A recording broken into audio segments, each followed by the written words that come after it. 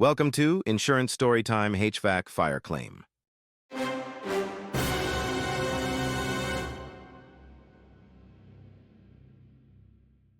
Once upon a time, an HVAC contractor was leaving a job site when a power line got caught on the tool rack on his van.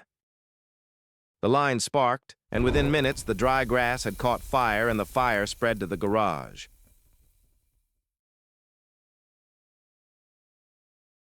Inside the garage was an expensive car, a few motorcycles, and other regular garage contents.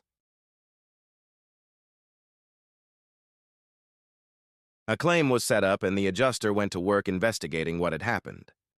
Meanwhile, the contractor continued working, and when he received a lawsuit notice from the garage owner, he could pass it on to the claims adjuster and continue doing his work.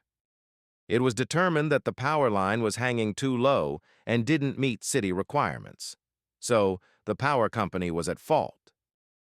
But rather than spend the time and energy investigating and fighting the lawsuit, the HVAC contractor was able to continue and do what he did best, his work. Based on true events.